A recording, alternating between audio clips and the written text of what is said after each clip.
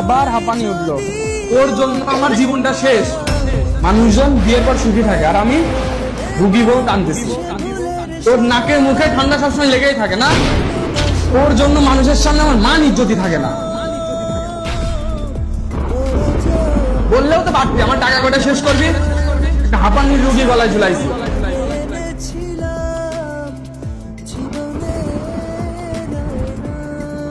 এই হ্যালো ভাই, আপনি কি ডাক্তার? একটু এদিকে আসেন তো। আরে ভাই দেখেন তো এই বালটার কি হলো। পেশেন্টের সামনে এভাবে কথা বলবেন না। আরে ভাই আপনারা দেখতে বলছি, দেখেন তো সংসারের ভিতর নাক গলায়েন না। ওর পিছে হাজার হাজার ডাক্তার দেখাতে যায়, আমার টাকা পয়সা ধুলির সাথে হয়ে গেছে।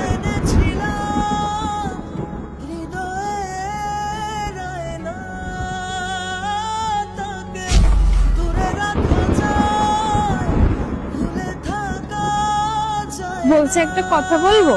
কি বলো না। আমার একটা আইসক্রিম কিনে দাও। কি কি কি কি খাবা? আইসক্রিম। চটকানি দিয়া গায়ে ফেলা দিব মনে চেনো তুমি আমারে? বেড়া, তোমার গলায় সমস্যা তুমি জানো না? তোমার হচ্ছে ঠান্ডা অ্যালার্জি, একটু কিছু হলে তো শ্বাসমাস বন্ধ আটকে মরে যাওগা। ওই খাওয়া যাবে না। আইসক্রিম খাওয়া যাবে না। আইসক্রিম খেলে তুমি কোনো সমস্যা, ঠান্ডা অ্যালার্জি, বুঝো না?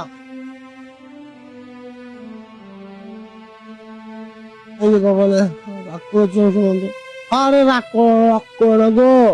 রাগ করলে সমস্যা হবে। আমি তোমাকে বলি, আমি ভালোবাসি দেখে তো বুঝাই নাকি? আমি তোমাকে বকি নাকি বলো? আমি তোমাকে বকি না, আমি আসলে তোমাকে বুঝাই।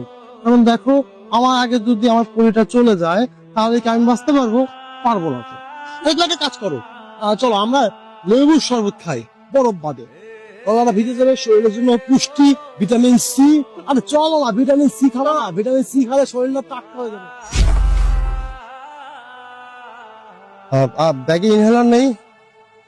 আমার মনে হয় উনি কিছুটা স্বাভাবিক হয়েছেন। শুনুন, উনি কি কিছুক্ষণ আগে ঠান্ডা কিছু খেয়েছিল? আর ভাই বললেন না তো, চুরি করে আইসক্রিম খাইছে। এত নিষেধ যে করি তারপরেও কিছু শোনে না, আর এইদিকে আইসা খুব খুব করে কাশতেছে। আচ্ছা, এই ধরনের পেশেন্টকে কোল্ড খাবার থেকে দূরে রাখাই ভালো। কাইন্ডলি এই খাবারগুলো অ্যাভয়েড করবেন। শরীরের ভিতরটা একটু ঠান্ডা হলেই এই সমস্যাটা দেখা দেয়। লেবু শরবত খান, অবশ্যই নরমাল পানি দিয়ে। আপনি হাজবেন্ড হিসেবে ব্যাপারটা একটু খেয়াল রাখবেন, উনি যেন ঠান্ডা কোনো খাবার না খান। একবারে এই সমস্যাটা যাদেরই আছে